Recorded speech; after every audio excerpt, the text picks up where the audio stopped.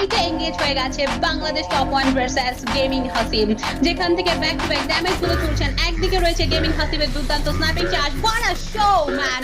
আলিফ gaming এর অত্যাচার শুরু হয়ে গেছে, অন্যদিকে আমাদের হাসিব গেমিং এর অত্যাচারও শুরু হয়ে গেছে। শটের মধ্যে মেহেদি প্রায় বাংলাদেশ টপ ওয়ান আসার একটা স্টার্ট করে ফেলেছেন। ব্যাক সাইডে কিন্তু পুরো ফুল হাসিব গেমিং যাচ্ছেন। এবার থার্ড পার্টি হতে পারে আপার সেকশনে নিলয় গেমিং থাকছেন।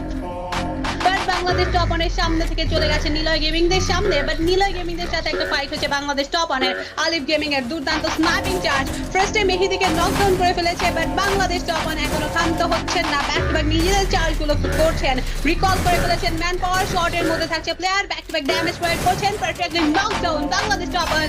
এবার গর্জে উঠেছে রাইট নাও, তাদের কিল ফিটটা অসাধারণ দেখা যাচ্ছে।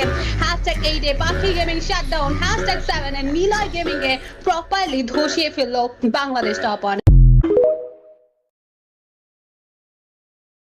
রস আসবে, আলু ড্যামেজ দিবে, আলু নক করতে করতে কি এখানে আবারও টপ ওয়ানদের এন্ট্রি হয় কিনা? অলিভের শটে র্যানকে ফিনিশ করা হবে এন্ড এলজি থেকে একটা প্লেয়ার নক, আরো একটা প্লেয়ারকে নক করা যেতে পারে এই মুহূর্তে। শুভ 69 প্রান্ত, দুটো প্লেয়ার নক হয়ে গেছে, লাস্ট ম্যানকে ফিনিশ করবে এন্ড ইটস আ বুয়া from the side of Bangladesh top one, BD top one.